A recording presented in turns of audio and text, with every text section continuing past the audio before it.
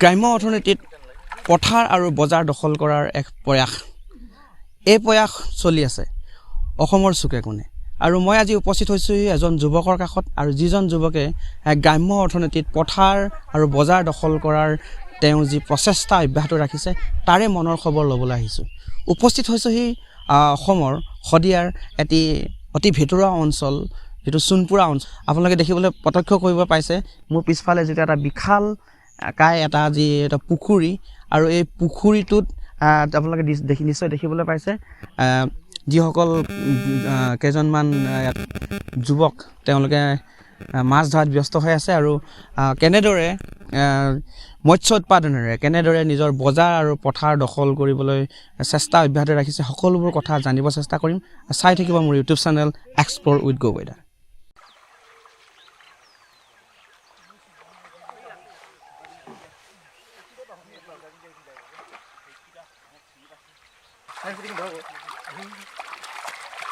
তো আমি দেখিবলৈ পাইছোঁ ইয়াত ডাঙৰ ডাঙৰ মাছ এই জালত তেওঁলোকে মাছ ধৰাত ব্যস্ত হৈ আছে এজন আমি দাদাক লগ পাইছোঁ দাদা এই কি মাছ ধৰিছে আপোনালোকে ডাঙৰ ডাঙৰ মাছবোৰ কিমান কেজি 3.5 কেজি আৰু এই কেজি চিতল আহিছে চিতল 5 কেজি তো এয়া আপোনালোকে দেখিছে এই যিবোৰ মাছ ডাঙৰ ডাঙৰ প্ৰায় এবছৰীয়া মাছ কৈছে এবছৰত প্ৰায় 3.5 কেজি ওজনৰ মাছ পোৱা ইয়াত চিতল বাহু আৰু এইবিলাক এইটো মাছ বাহু মাছ নহয় জানো বাহু মাছ এই মাছবোৰ এই বিশাল পুখুৰীটোত উপলব্ধ আৰু এনেদৰে তেওঁলোকে বজাৰলৈ উলিয়াই দিবলৈ তেওঁলোকে সাজু হৈছে ইয়াত সৰু মাছবোৰ ধৰা নহয় নেকি ডাঙৰ মাছবোৰ ধৰা হয় সাধাৰণতে সৰু মাছবোৰ ধৰা নহয় কিন্তু সৰু মাছবোৰ আৰু ডাঙৰ কৰি বিক্ৰী কৰা হয় সাধাৰণতে মানে সেইকাৰণে সৰু মাছবোৰ বিক্ৰী কৰা নহয় মানে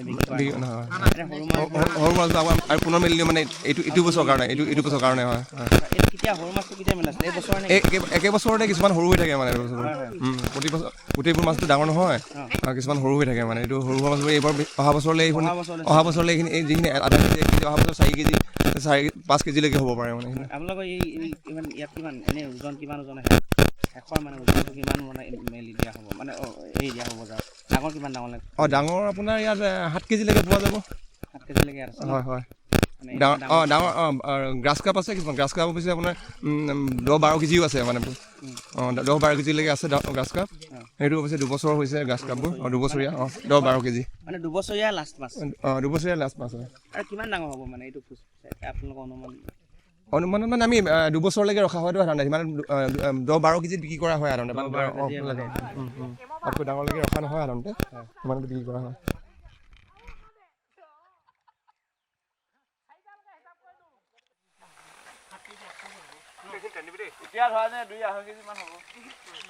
ইতিমধ্যে এইটো পুখুৰীত মাছ মাৰি তেওঁলোকে শেষ কৰিছে আৰু অন্য এটা পুখুৰী আছে ইয়াতকৈ ডাঙৰ বুলি কৈছে আমি চাব যাওঁ কেনেকুৱা ধৰণৰ পুখুৰীটো আৰু ইয়াতকৈ ডাঙৰ মাছ আছে বুলি আমাক জানিব দিছে আমি তাত যাব চেষ্টা কৰিছোঁ আৰু ইতিমধ্যে দাদাকেইজনে জালকেইখন এখন বিশাল জাল লৈ তাত তেওঁলোকে গুচি গৈছে আমি পিছে যাব চেষ্টা কৰিছোঁ আৰু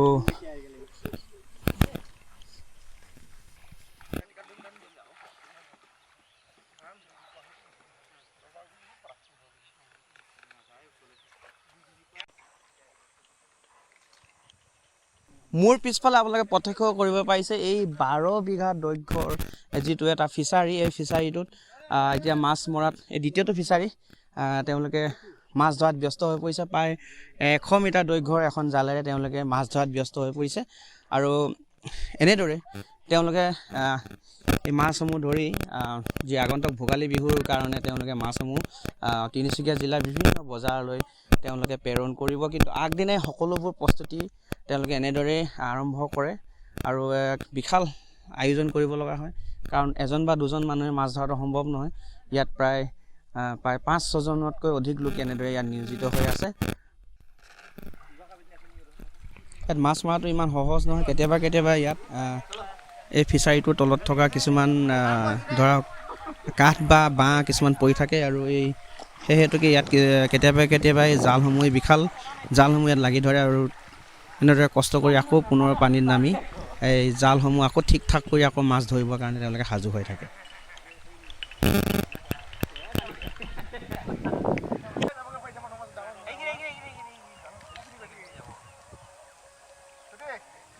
মই যিজন যুৱকৰ কথা কৈছোঁ তেওঁ আমাৰ সৈতে আছে। পোনপ্ৰথমে তেওঁৰ লগত আমি চিনাকি পৰিচয় হ'ম। প্ৰথমে স্বাগতম জনাইছোঁ আমাৰ অনুষ্ঠানলৈ। পোনপ্ৰথমে মই দৰ্শকক আমাৰ চিনাকি কৰিব বিচাৰিছোঁ। এওঁ হৈছে সৌৰভ বুঢ়াগোহাঁই। তেওঁ এজন শিক্ষিত যুৱক, উচ্চ শিক্ষিত যুৱক। তেখেতে উচ্চ শিক্ষা গ্ৰহণ কৰি তেওঁ চাকৰিৰ প্ৰতি মোহ নহয়, তেওঁ শদিয়াৰ এই দলপানী যিখন অতি ভিতৰুৱা অঞ্চলত তেওঁ কৃষি বিপ্লৱ ঘোষণা কৰিছে। আমি পোনপ্ৰথমে তেওঁক আমি অনুষ্ঠানলৈ স্বাগতম জনাই তেখেতৰ নিজৰ পৰিচয়টো আৰু গাঁওখনৰ বিষয়ে আৰু কেতিয়াৰ পৰা এই আপোনালোকে এই কৃষি কৰ্মৰ লগত জড়িত হৈ আছে আমাক জনালে আমি অতি আনন্দিত। নমস্কাৰ, মোৰ নাম সৌৰভ বুঢ়াগোহাঁই। মোৰ ঘৰ দলপানী গাঁও, আমাৰ এই চুমপুৰা এলেকা পৰে। আমাৰ ইয়াত মানে মই আজি 3 বছৰ হ'ল ফিচাৰী কৰি থকা, আৰু প্ৰতি বছৰে অলপ বঢ়াই গৈ আছে। তাকে আৰু এতিয়া মাছবোৰ উপলক্ষে ধৰিছোঁ মানে। হয়, প্ৰথমে আপুনি এই মনলৈ কেনেকৈ আহিলে? আপুনিতো আমি শুনামতে আপুনি ক'ৰবাত বাহিৰত মাষ্টাৰ ডিগ্ৰী কৰি আহিছে। হয়। তাৰপৰা আপুনি ইয়াত ফিচাৰীৰ লগত জড়িত হ'ল। কেনেকৈ এইটো উচ্চ শিক্ষা কৰি কিবা চাকৰিৰ প্ৰতি মোৰ নহয় আকৌ গাঁৱলৈ সেইটো কেনেকৈ আৰম্ভ হ'ল আপোনাৰ? হয়, সৰুৰে পৰা মানে ঘৰৰ পৰা মা দেউতা মানে চাকৰিৰ কাৰণে পঢ়োৱা নিচিনা কৰিলে আৰু তাৰপিছতে মই 2014 চনত দিল্লী ইউনিভাৰ্চিটিৰ পৰা পাছ হৈ গ্ৰেজুৱেশ্যন কৰিলোঁ। তাৰপিছত মাষ্টাৰ্ছ কৰিলোঁ টিচাৰৰ পৰা। তাৰপিছতে মই সদায় মানে গাঁৱলৈ আহি পেলাই গাঁৱত কিবা এটা কৰোঁ আৰু এই মাটিবিলাক আছিলে ঘৰৰে, কিছুমান মাটি নিজেও ল'লোঁ।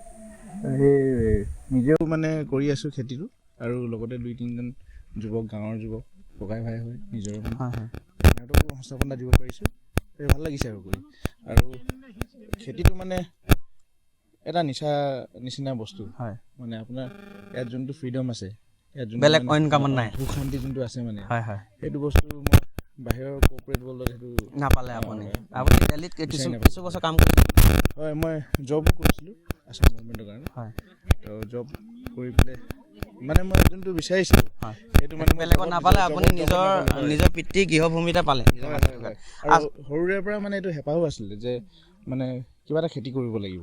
আৰু খেতি কৰিলেও আমি আজিৰ দিনত ধান খেতি কৰিলে বা বেলেগ কিবা শস্য খেতি কৰিলে ইমান এটা প্ৰফিট নাথাকে, খুব লেণ্ড ইণ্টেনচিভ হয়। তো সেইটো কাৰণে চালোঁ যে পিগাৰী ছেক্টৰটো মানে এক্সপ্ল'ৰ কৰিলোঁ অলপ। এতিয়া পিগাৰী মাৰ্কেটখন আমাৰ ইয়াত অলপ ডাউন হৈ আছে। গাহৰি পালিছিলোঁ মই, এতিয়া বৰ্তমান খালি আছে। এইখন ফাৰ্মত গাহৰি আছে আমাৰ। তো মোৰ দাদাও ইয়াত জড়িত এইখিনি কামতে জড়িত। এতিয়া আহিছোঁ মৎস্য উৎপাদন। এতিয়া আপুনি মানে যিটো প্ৰডাকশ্যন কৰি আছে, কিমান বিঘা মাটি লৈ আপুনি এই মৎস্য উৎপাদনৰ লগত জড়িত হৈ আছে? মোৰ 2খন ফাৰ্ম আছে একচুৱেলি। এইখন ফাৰ্ম 40 বিঘা হয়। এইফালে আৰু এখন ফাৰ্ম আছে, এখন 20-25 বিঘা মানৰ হ'ব, আৰু দাদাভাগৰ ফাৰ্মখন আপোনাৰ 20-25 বিঘা মানৰ হ'ব। 20-25 বিঘা গোটেই মানে সম্ভৱত আপোনাৰ হৈছে প্ৰায় মানে আপোনাৰ টোটেল আমাৰ ঘৰৰ ফাৰ্ম ক'বলৈ গ'লে 80-100 বিঘা। 80-100 বিঘা মাটিত আপোনালোকে কৰি আছে। এতিয়া মই দেখিছোঁ আমি আগুৱাই আহিলে ভাল হ'ব। এইটো বিশালকায় যিটো পুখুৰী, এইটো সম্ভৱতঃ 12 বিঘামান নহ'ব জানো?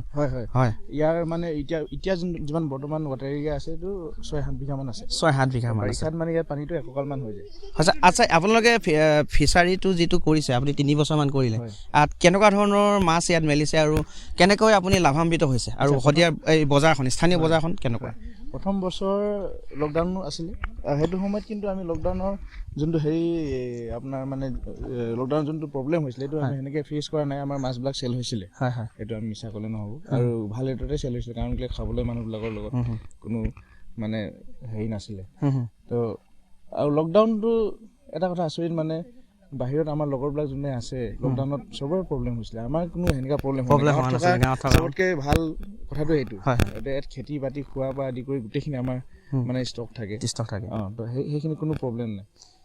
তাকে আৰু এইখিনিতে কৈছোঁ, যিহেতু আপুনি এতিয়া আজি আমি আহিছোঁ এই ফিচাৰী যিটো মৎস্য উৎপাদন, আপুনি যিটো দেখিছোঁ ফিচাৰীটো আপুনি যিটো খান্দিছে, এইটো ষ্টাইলটো এইটো বৈজ্ঞানিক পদ্ধতিৰে কৰিছে। এইটো অলপ যদি কয় কেনেকৈ ধৰণৰ লাভান্বিত হ'ব, কেনেকৈ খান্দিলে ফিচাৰীটো বেছি লাভান্বিত হয়? আমাৰ কৃষক বন্ধুসকলো চাব পাৰে অনুষ্ঠানটো আপোনাৰ, নিশ্চয় তেওঁলোকেও বিচাৰিছে কেনেকৈ কৰিলে ভাল হ'ব।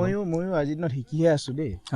আমাৰ মানে অসমত বহুত এক্সপিৰিয়েঞ্চ থকা মানুহ কিছুমান আছে যোনে ফিচাৰী আজি 30-40 বছৰৰ পৰা কৰি আছে। ঠিক তেনেধৰণৰ এজন মানুহ হ'ল দেৱজিৎ বৰ্মনদাৰ পৰা বহুতখিনি শিকিলোঁ।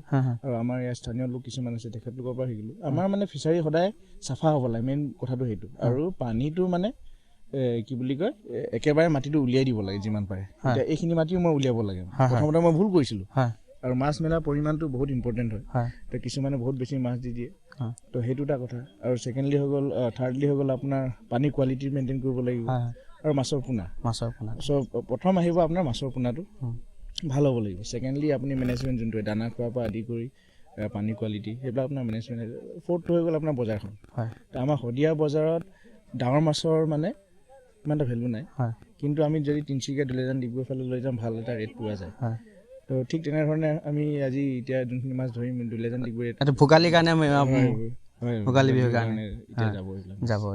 আচ্ছা, আৰু এটা কথা সুধিব বিচাৰিছোঁ, এতিয়া মাছৰ উৎপাদনৰ কাৰণে এটা বৃহৎ পুখুৰীৰ প্ৰয়োজন হয় নেকি? যে আপুনি এইটো এনেকুৱা কোনো কথা আছে নেকি যে এটা ডাঙৰ পুখুৰী হ'লে মাছ ডাঙৰ হ'ব, সৰু এনেকুৱা কিবা কথা? যিমান ডাঙৰ ৱাটাৰ এৰিয়া হয় ইমান ভাল IMC কাৰণে। এইটো IMC মাছ পালি আছোঁ মই, ৰৌ, বাহু, মিৰিকা, আৰু গ্ৰাছ কাপ কিছুমান থাকে ঘাঁহবিলাক খাবলৈ। তো যিমান ডাঙৰ ৱাটাৰ এৰিয়া হয় সিমান ভাল, কিন্তু আপুনি যে সৰু ৱাটাৰ এৰিয়াত কৰিব নাই এনেকুৱা কোনো কথা নহয়। কিন্তু আপুনি ফুল টাইম যদি এইটোতে থাকিব বিচাৰে তো আপোনাৰ লেণ্ড ইণ্টেনচিভ হয় আৰু ফিচাৰীটো মিনিমাম মানে ধৰি লওক 20-30 বিঘা মাটি হ'লে ভাল হয় আৰু সেনেকুৱা কথা। আচ্ছা, আৰু আপুনি যিহেতু আপুনি নিজাববীয়াকৈ প্ৰচেষ্টা লৈছে নহয় জানো এইখিনি, বা চৰকাৰৰ ফালৰ পৰা কিবা এনেকুৱা ধৰণৰ সা সুবিধা পাইছেনে আজিলৈকে, বা এই মৎস্য মানে বিভাগ আমাৰ যিটো ফিচাৰী ডিপাৰ্টমেণ্ট তাৰ পৰা চৰকাৰৰ ফালৰ পৰা? নাই, মই একচুৱেলি সেইটো হেৰিলৈকে এতিয়ালৈকে এক্সপ্ল'ৰ কৰা নাই। চৰকাৰৰ যোনখিনি মানে সা সুবিধা আছে সেইটো আৰু পোৱা নাই বুলি ক'লেও ভুল হ'ব, কাৰণ চৰকাৰে অলৰেডি দি আছে। কিছুমান সুবিধা আপুনি ল'বলৈ মানে সক্ষম হৈছে। চৰকাৰৰ পৰা মই এখন চলাৰ লৈছোঁ, কিন্তু তো সেই চলাৰখন খুব ধুনীয়া কাম হৈছে মোৰ কাৰণে। তো বাকী সেনেকৈ মই এতিয়ালৈকে সুবিধা লোৱা নাই বাৰু চৰকাৰৰ পৰা। আৰু এইটো দেখিছোঁ বহুত মানুহ আপোনালোক জড়িত হৈ থকা দেখিছে, কৃষক, যিসকল কৃষক মৎস্য উৎপাদনৰ লগতে বিভিন্ন আপুনি ইয়াত খেতি কৰা দেখিছোঁ। আৰু কিমান মানুহ আপোনালোকৰ জড়িত হৈছে, আপুনি সংস্থাপন দিবলৈ সক্ষম হৈছে ইয়াত? ডাইৰেক্টলি সংস্থাপন মোৰ ইয়াত 2জন মানুহ মানে এনি টাইম থাকে, 2টা পৰিয়াল। মানে বাকী কেইজন এতিয়া মানে পাৰ্ট টাইম মানে ইয়াত মানে সহায় কৰিবলৈহে আহিছে। তথাপি ইনডাইৰেক্টলি তেওঁলোকে স্থানীয় লোকসকল আপোনাৰ ইয়াতে জড়িত হৈ আছে। কাৰণ মাছখিনি নিব লাগে, গাড়ী লাগে, মাছ দিওঁগৈ জেগা তাতো মানে মানুহ লাগে। মাছ পালা মানে আপোনাৰ মানে 6জন 7জন 6টা বেলেগ বেলেগ পৰ্যায়ত মানে মানুহক সংস্থাপন দিয়া নিচিনা হৈছে।